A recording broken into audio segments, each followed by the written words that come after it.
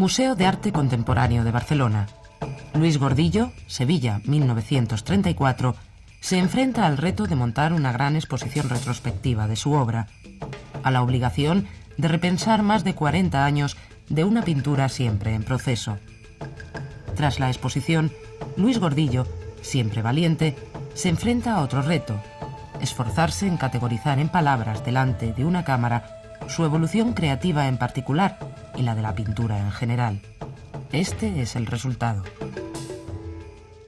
Yo pensé que era el momento de hacer una lectura muy ortodoxa, repito, muy concreta de la historia, de lo que yo creo que es mi historia, porque en cuanto te alejas del tiempo real, tú ya empiezas a fabricar una historia, ¿no? Me la tomé muy en serio porque era una manera de ir definiendo mi trabajo, ¿no? En la primera sala, pues, estaba la parte mía informalista, estaba la transformación de los dibujos abstractos en figurativos o prefigurativos, estaba la parte mía algo geométrica, los automovilistas, todo eso, y después estaba empezada la obra mía de los años 70 con mucho color, la obra que a mí me dio a conocer en Madrid. En el segundo espacio, que es también un espacio muy enrevesado, lo que situamos fue ya la parte segunda de los años 70, en donde todavía había cuadros de mucho color, pero donde yo insistí sobre todo en la transformación de cuadros por métodos mecánicos, dando lugar a una creación de lenguaje nuevo, ¿no? Por ejemplo, estaba el cuadro El andarín cabezón dúplex. La cabeza yo la había fotografiado y de la cabeza de este cuadro yo empecé a hacer transformaciones fotográficas, transformaciones en la imprenta, collages posteriores, y de este material, que fue muy extenso, iban saliendo cuadros. Este tipo de trabajo yo lo hice con diferentes cuadros, pero yo tenía que enseñar uno que sirviera de muestra de este método de trabajo que yo tenía entonces. También en esta sala hay muchos trabajos meramente fotográficos que yo hice en los años 70. En el fondo yo lo veía como una especie de reactor atómico, una creación de energía muy potente y muy centralizada. Yo estaba enseñando cómo yo creaba mi lenguaje. Y después ya se salía de esta sala y se entraba en un rosario último de salas en donde empezaba por el final de los 70 con un cuadro que para mí es básico, que se llama Payselles. Payselles es una palabra que viene de paysage en francés, paisaje, y eyes, la palabra ojo en francés. Es un paisaje ojo. Yo pienso que la obra mía más importante, repito, es la que se da en los 80 y los 90. Y diría que en los 90. Esto es una ilusión que todos los artistas nos hacemos, claro, de que la última obra es la mejor.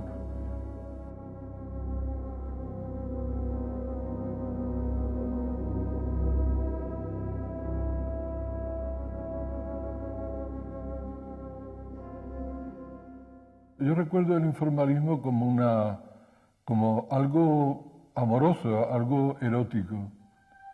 Se había apoderado de todo el campo de la vanguardia. Y yo lo asimilé con una naturalidad pasmosa. Yo el informalismo lo traté como un banco de pruebas. Es decir, yo cada día me levantaba y hacía un cuadro distinto. Yo no tenía obligaciones estilísticas. Esa actuación tan espontánea venía bien a mis problemas psíquicos. Estaba muy deprimido, tenía muy poca confianza en mí mismo. Hay que decir que yo nunca he estado loco, pero sí he estado a veces muy deprimido, ¿no? Y esta facilidad con la que se trabajaba en el informalismo realmente era bueno para mi de ser, ¿no? Me podía expresar fácilmente, pero por otro lado tenía el problema de esta excesiva libertad, ¿no? Ese era el resultado primero que yo saqué del informalismo. ¿Cómo puedo controlar yo la espontaneidad? Pero yo tengo la imagen esa de que el placer en la pintura se da en el gesto pictórico, en una pintura muy libre, ¿eh? Pero por otro lado tengo una necesidad también imperiosa de ordenar y de controlar y de saber lo que quiero hacer, ¿no? Cuando pinto, ¿no? Pero de una manera obsesiva, hasta extremos delirantes, ¿no? Siempre ha sido así y nunca he conseguido una síntesis de esos dos extremos. Y yo pienso que eso ha dado vida a mi obra durante todos estos 40 años. Es realmente bastante duro de soportar, pero yo diría que mi obra se ha mantenido viva y tan cambiante por esta polarización tan extrema.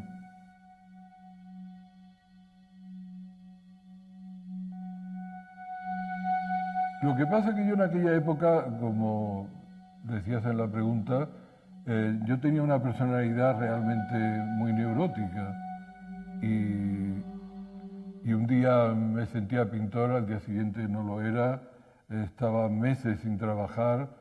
Es decir, que yo no había llegado a aceptarme, a creerme como artista, porque aceptarse como creador, como pintor, no es fácil. Cuando yo vivía en París, entonces era la estética esta informal, yo abandoné la pintura en París. Es decir, que cuando yo vi el pop yo estaba vacío, yo estaba en paro estético. Por eso fue posible que yo pudiera aceptar esta estética tan de pronto. Insisto en que cuando se es joven la receptividad es abrumadora. Había una revista de arquitectura y hablaba del arte pop americano. Yo creo que era el año a principios de los 60. En esta revista de arquitectura venía simplemente con fotos pequeñas de obras de todos ellos. Para mí fue suficiente aquella página para darme cuenta de lo que era el pop. Era un cambio radical de estética, del informalismo, del expresionismo abstracto. Pasar al pop era una revolución radical. Pero yo lo pude aceptar plenamente porque cuando yo terminé mi estancia en París, yo ya sabía que el informalismo, con la aparición del pop, yo creo que nos dimos cuenta del valor estético de ese tipo de fotos, ¿no? Y yo pintaba, pero pintaba siguiendo fotos de la prensa. Posteriormente, estos cuadros ya estilísticamente se fueron haciendo más interesantes, más importantes, y apareció toda esa serie de cuadros míos que yo los ordeno con el nombre ese general de cabezas.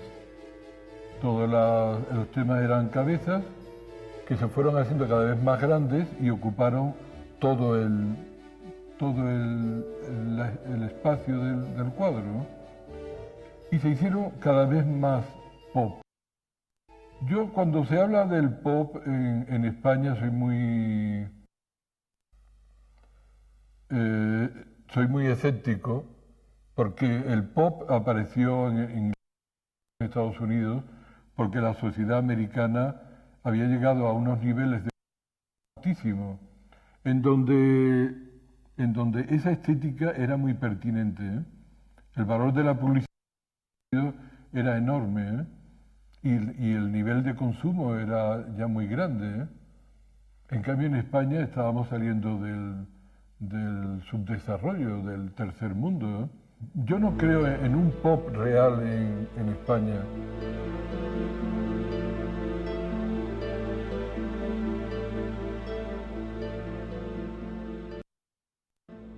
Cuando se ve la evolución de las cabezas se nota que se van introduciendo una serie de elementos geométricos. Estos elementos geométricos haciéndose cada vez más importantes y mi obra se fue haciendo cada vez, tuvo cada vez más influencia de tipo geométrico. Eso es debido a que entonces a nivel internacional y sobre todo a nivel español hubo una corriente geométrica muy relacionada con el marxismo, con una, digamos, con una ética plástica. Es decir, que mi ida hacia la geometría no era evolución gratuita, sino era una evolución con moral importante. Las cabezas en algún momento echaron cuerpos. Es decir, la cabeza tuvieron cuerpos, eran cuerpos que tenían 4 patas, ellos lo llamaban los hombres 4 patas, que era una imagen como del hombre de la sociedad de aquel momento, era ¿no? Esas eran las ideas que yo proponía entonces. Por otro lado también había otro prototipo que era el automovilista, era un ser que estaba metido dentro de una máquina. Normalmente estos seres hacen perfil de coche y abajo aparece una rueda. Un símbolo muy sintetizado. Yo había llegado al máximo de control que podía. Y de alguna manera mi organismo, mi psicología, me pasó la cuenta en un momento determinado. El organismo, la personalidad entera, explota e impone sus necesidades. Esto es algo que a mí me ocurre pues de vez en cuando a lo largo de mi biografía. Está claro que en mi caso hay momentos en que por mucho que yo esté convencido de que estoy en el camino adecuado, hay otras energías que se imponen.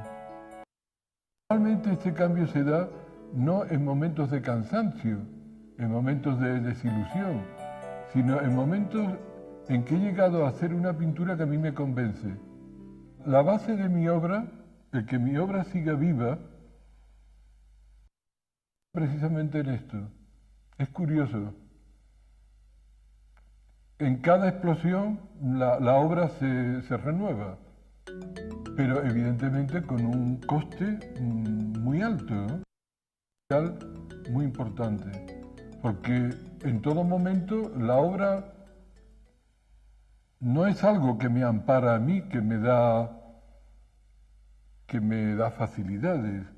Es decir, no es un lenguaje hecho con el cual yo puedo trabajar y que me ayuda a vivir, ¿no? O a crear, sino en todo momento se trata de creación pura del lenguaje.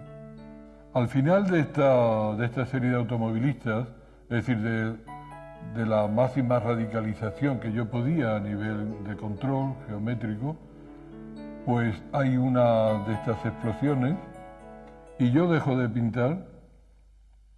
No puedo seguir en esa línea. Quizás yo había llevado esa línea a un extremo, ¿no? Un extremo en el cual yo no podía trabajar.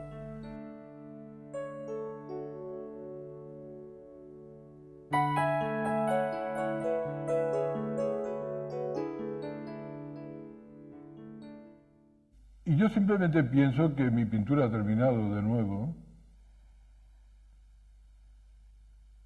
Y durante un año o casi 2 años me dediqué simplemente a hacer dibujos. Cada día hacía lo que quería con una libertad tremenda, desconfiaba radicalmente de lo que estaba haciendo. tenía una opinión muy pesimista en ese momento de la pintura en general y de mi pintura en particular. Yo no creía en nada de lo que estaba haciendo. De todas maneras, para no creer, me hice un montón de dibujos. Me hice miles de dibujos. Y lo curioso, lo paradójico que es este mundo del arte, que esos dibujos en los que yo no creía en absoluto, fueron después la base de un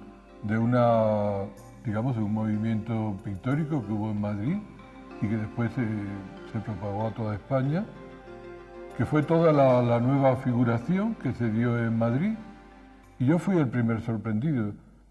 Es decir, yo estaba convencido de que el tren de la historia ya había pasado velozmente y que yo me había quedado en la estación. Y de pronto pues llegó otro tren en el cual me pude montar. Realmente ahí se abrió un capítulo estético nuevo en la pintura española. Hoy día está totalmente reconocido así, ¿eh? Hubo pues críticos como Juan Manuel Bonet, que entonces era casi un adolescente, o Kiko Rivas, muchísimos críticos.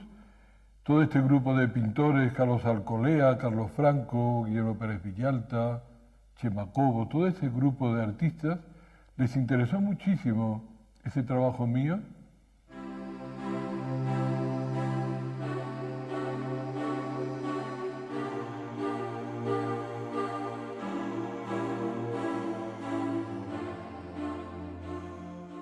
En el verano del 70 empiezo de nuevo a pintar y los cuadros son en parte parecidos, en parte muy distintos. Pero no da la impresión de un corte radical, como pasó entre el informalismo y la aparición del pop.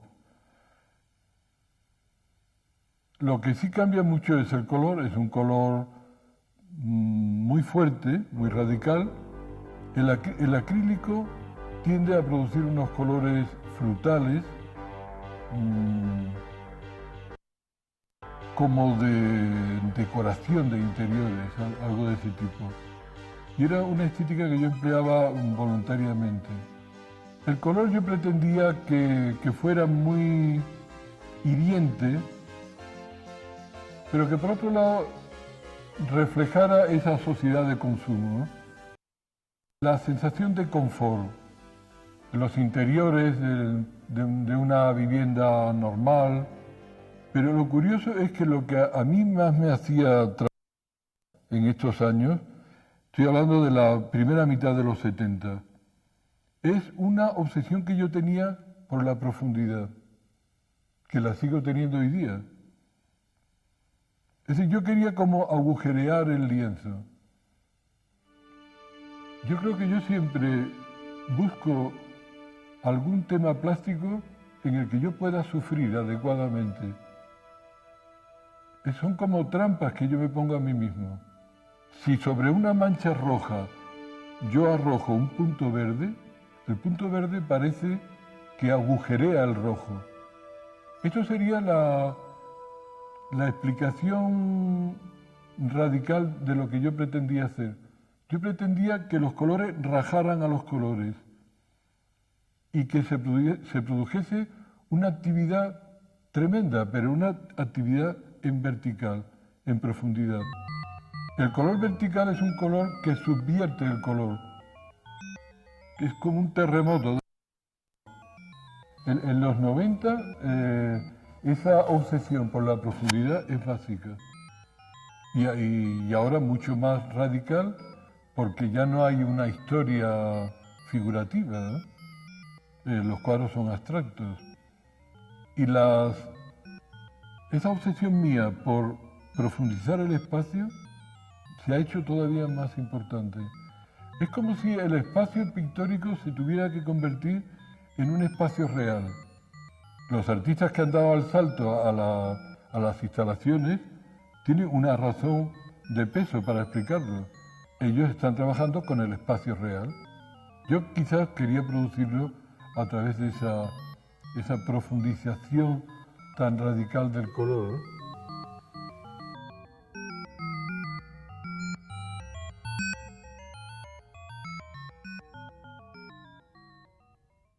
Esta obsesión por rajar el espacio, como yo digo,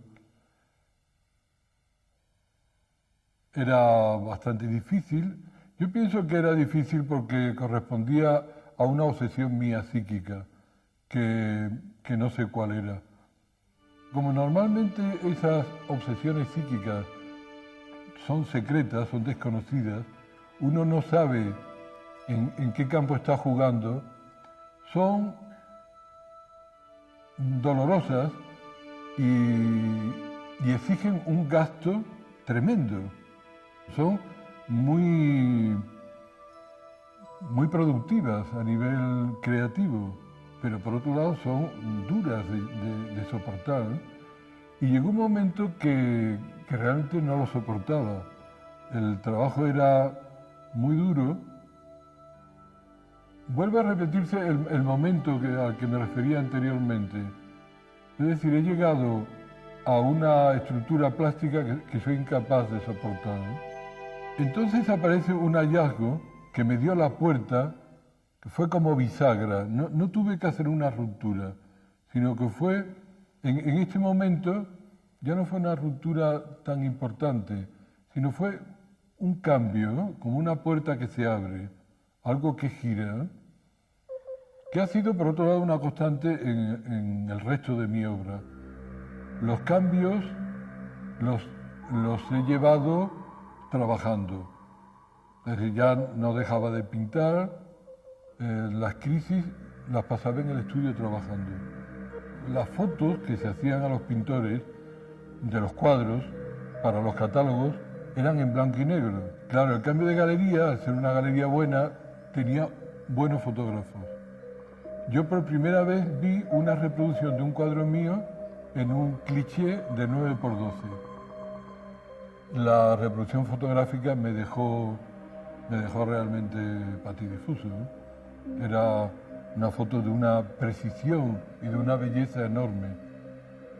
Es decir, que un cuadro en el que yo había hecho todo lo posible por destruirlo, descomponerlo, agujerearlo con el color, en lo que yo también he llamado a veces un color esquizoide, esquizofrénico, de pronto me venía en blanco y negro con todos los problemas resueltos. Allí ya no había tensiones colorísticas ni tensiones psíquicas, sino simplemente había un ser, porque los cuadros eran figurativos, pintados en un claro oscuro casi ortodoxo. Entonces se me ocurrió la idea de contraponer el cuadro, digamos, esquizoide, por llamarlo de alguna manera, con la imagen fotográfica neutralizada. Era como la tempestad y la calma, ¿eh? Al juntarlo se producía un impacto extraordinario.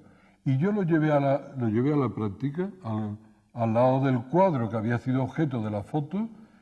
Yo puse un cuadro en que pinté la foto en blanco y negro. Era la primera vez que yo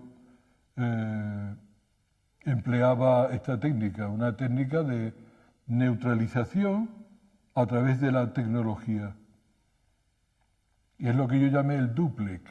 Cuando hablo de neutralización en el procedimiento pictórico, me refiero a toda esa carga psíquica, de esas obsesiones por la profundidad en el cuadro a través del puro color plano.